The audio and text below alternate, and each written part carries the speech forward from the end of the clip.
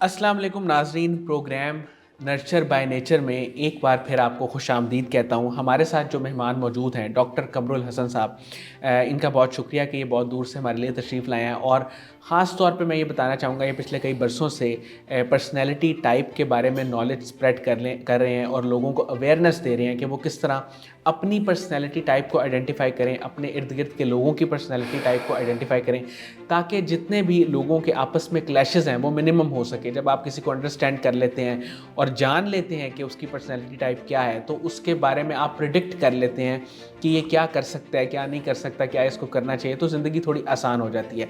अस्सलाम वालेकुम डॉक्टर कमर साहब, कैसे हैं? वालेकुम सलाम। सर, मैं ESFJ पे आज आपसे बात करूंगा, जो प्रोवाइडर एक पर्सनैलिटी टाइप है, ESFJ। अल्लाह। इसके बारे में थोड़ा सा बताएं कि एक तो बच्चों में सबसे पहले कि जो ESFJ है उसका कैसे पता चले, और फिर ESFJ पर्सनैलिटी टाइप क्या है। देखिए, ESFJ आर द गिवर्स, उनको होस्ट एंड होस्टेसेस कहते हैं। तो ये बच्चे जो हैं वो बड़े सोबर और बड़े वाइब्रेंट बच्चे होते हैं, बहुत ज़्यादा प्लेफुल नहीं होते। सही। जैसे हम ISFP और यानी जो P बच्चे हैं दे आर मोर प्लेफुल। तो J बच्चे आर वेरी सोबर, ये बड़े तरतीब और ऑर्गेनाइज और हिसाब किताब से चलने वाले बच्चे हैं। हर काम को वक्त से पहले करना, जिम्मेदारी, इनके अंदर एहसास है जिम्मेदारी बहुत ज़्यादा होती है ESFJ बच्चों में। और मेज़बान होते हैं सर। हाँ, यानी ये तो नेचुरल मेज़बान है ना, यानी इनके पास आप खुश ही रहेंगे। ये अब आपकी मेज़बानी के में कोई कसर नहीं छोड़ते। बस ये होता है कि जो आदमी दूसरों को देता है वो अपने लिए भी एक्सपेक्ट करता है, तो वहाँ उनको दुख होने का अंदेशा होता है। लेकिन ये तो आपकी खुशी के लिए टोटल ट्रस्ट करते हैं, एनालाइज नहीं करते लोगों को। ये भरोसा करते हैं लोगों पे, लोगों का ख्याल रखते हैं, लोगों को खुश रखते हैं। तो ये इनकी बहुत शफीक ESFJ टाइप होती है। बच्चे बड़े केयरिंग होते हैं। ये तो माँ बाप उन बच्चों को ऐसे पहचान लेते हैं कि वो P नहीं है तो फिर J है, I नहीं है तो E है। तो SF जो है ना, वो तो फिर पहचाने जाते हैं, बड़े शाय और फेस एक्सप्रेशन बड़े ज़बरदस्त होते हैं। सर, पेरेंट्स जो हैं वो ESFJ बच्चे को जब उन्होंने आइडेंटिफाई कर लिया, किस तरह का माहौल दें ताकि वो मैक्सिमम डेवलप हो सके। देखिए, ESFJ बच्चे रिस्पॉन्सिबिलिटीज़ को वक्त पे पूरा करना चाहते हैं। तो ESFJ बच्चों को पहले तो हम इंडोर्स करें उनकी बातों पे, उनको छोटे मोटे काम दें जो वो मैनेज कर सकें। They love to do management. जब वो मैनेज करते हैं, काम को अच्छा मैनेज करते हैं, तो उनको एक पता चलता है अपनी सलाहियतों का कि हम मैनेजमेंट कर सकते हैं। तो ESFJ को हमें जिम्मेदारियां देनी चाहिए। अमूमन पेरेंट्स जो है ना, वो बच्चों को काम नहीं देते कि खुद करते हो। तो P बच्चे जो हैं वो नेचुरल मैनेजर नहीं होते, लेकिन J बच्चे तो होते हैं। तो ESFJ बच्चे भी J हैं, तो इनको भी जिम्मेदारियां देनी चाहिए। ये बहुत जिम्मेदार बच्चे होते हैं उस काम को। ये अपने बजट्स को भी बहुत एक एक पाई को मैनेज करते हैं। तो ये बहुत अच्छा फाइनेंस भी अपना मैनेज करते हैं, अपने कमरे को, अपने घर को, अपने जो भी उनके इर्द गिर्द लोग हैं उनको बहुत हिसाब किताब से लेके चलते हैं। और बड़े घर में बड़ा इनका नाम होता है कि ये बड़े जिम्मेदार बच्चे। मैनेजमेंट और रिस्पॉन्सिबिलिटी, हाँ, ये उसके चैंपियन, हाँ, इनके बहुत ज़्यादा। और इसके लिए ये बड़े पॉपुलर होते हैं कि ये बहुत सबका ख्याल रखते हैं, अपने हर जानने वाले का ये लोग ख्याल रखते हैं और अपनी हद से बढ़ के खिदमत करने की कोशिश करते हैं लोगों की। यानी मैं अब किस तरह आपको बताऊं कि इनका जो खिदमत का मेयार है ना, वो बहुत ही आला है। सही। सर, ब्लाइंड एरियाज ESFJ के, वो आपके ख्याल में क्या हैं? देखिए, सबसे बड़ा ब्लाइंड एरिया ये कि ये समझते हैं कि सारी दुनिया ही ESFJ है, तो ऐसा नहीं है। तो उम्मीद ना लगाएं लोगों से, पहली बात। अब ये कि चूंकि ये खुद एक्सट्रोवर्टेड फीलिंग टाइप है, ESFJ और ENFJ ये दोनों जो हैं ये मोहब्बत करने वाले लोग हैं। ESFJ अपने लोगों से और ENFJ अपनी कौम से। सही। तो जब इनको वापस मोहब्बत नहीं मिलती तो ये बहुत हर्ट होते हैं। तो एक तो ये प्यार के समुंदर हैं, यानी ये तो ये ट्रस्ट नहीं करते लोगों पे।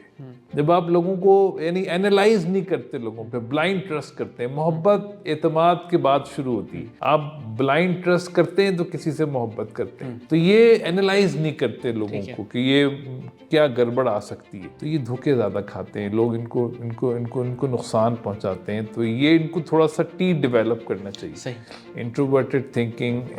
ये तो इनका थोड़ा बहुत होता है, मगर जो एनालिटिकल फंक्शन है उससे इनको बहुत लॉस होता है, तो वो उनको थोड़ा सबसे पहले डेवलप करना चाहिए, इंट्रोवर्टेड थिंकिंग यानी एनालिसिस, तज्जिया। और सेकंड थोड़ा सा आई डेवलप करना चाहिए, उससे इनकी लाइफ बहुत बेहतर रिफ्लेक्शन आ जाती है उसमें।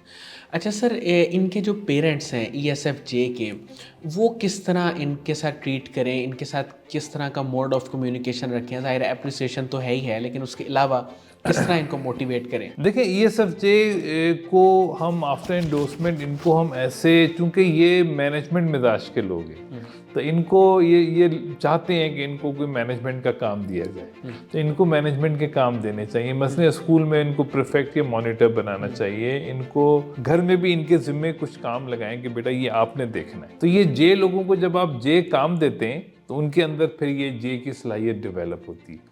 जो बच्चा हो उससे वो काम करवाएं अगर आप, तो उसकी वो चीज़ बहुत जल्दी डेवलप हो जाती है। ठीक है ना?